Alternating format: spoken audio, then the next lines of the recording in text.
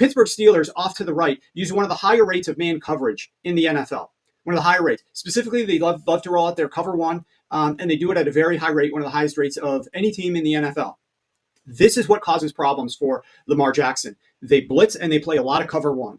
Now, the Chargers are on the exact opposite end of the spectrum here. The Chargers play the third lowest rate of man coverage. They play a ton of zone. They are constantly living in zone coverage. So, Matt, go to the next graphic.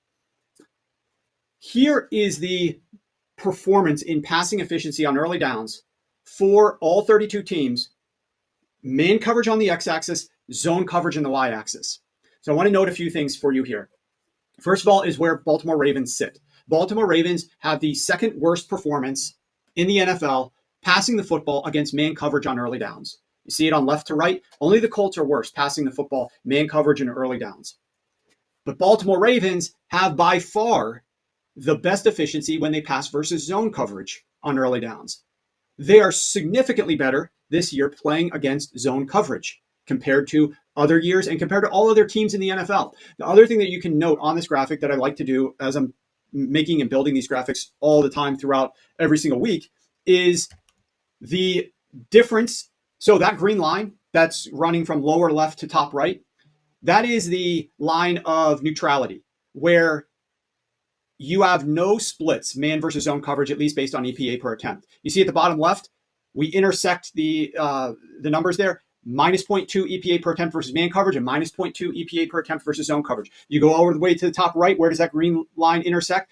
Plus 0.6 EPA per attempt versus man coverage, plus 0.6 EPA per attempt versus zone coverage. No difference, man or zone coverage at all, okay? The further away you are from that green line that runs from lower left to top right, the further away you are in a perpendicular fashion, the bigger your splits are. And so the Baltimore Ravens are the furthest away from that line in terms of having the largest splits versus man versus zone coverage. So not only are they the best in the NFL against zone coverage, not only are they second worst against man coverage, but they also have the largest splits in the NFL.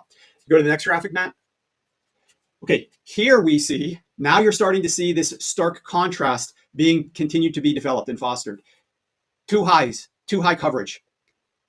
The usage rate of too high, you see the Chargers over there next to the Minnesota Vikings, or basically on top of the Minnesota Vikings, as by far the two teams that utilize the most too high coverage on early downs in the NFL. By far. No other team is above like 53%. They're above or right around 63% usage rate of too high on early downs. Look where the Pittsburgh Steelers are. Lowest in the NFL. They don't use too high at all. They use it on 25%, the lowest rate of any team in the NFL. Next graphic. And look now at the efficiency gained out of too high. Too high is on the x-axis. Your EPA per attempt versus too high is on the x-axis. Your EPA per attempt versus anything other than too high. We're not just cover two. It's all too high. Cover four, cover six, two man. That's all along the x-axis. Along the y-axis is everything else, right? Your cover one, threes, etc.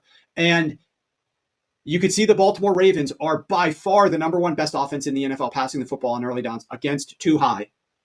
And yes, they're still fourth best, I believe, against non-too high. They're still quite good.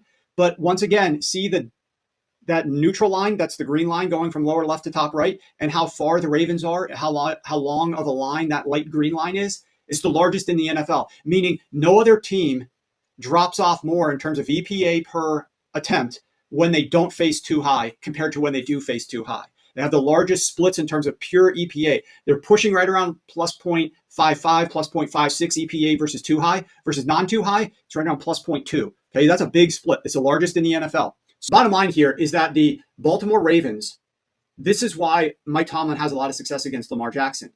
He plays a lot of man coverage. He blitzes a lot. And this is what was my concern about Lamar. I've done shows in prior weeks discussing the fact that Baltimore and Lamar Jackson specifically has done a lot better against blitzes. But that is versus zone blitzes. Versus man blitzes, he is still struggling a ton, just like he has in years past. And that was a big question that I introduced to you guys last Friday and mentioned that Lamar's got to do better against these cover one blitzes. And he didn't. He struggled a ton still defending the man blitzes from Mike Tomlin last Sunday. But guess what? So that's like in the past. And it's going to happen the next time he plays the Pittsburgh Steelers. And it's going to happen when he plays any other team that utilizes low rates of cover two and high rates of man blitzing. There are a couple other teams out there similar to the Pittsburgh Steelers. Not many, though, thankfully, for Lamar Jackson. If other teams start stealing pages out of that book, it might hurt Baltimore's overall ceiling. But the Chargers are exact opposite of the Pittsburgh Steelers. You saw that one graph.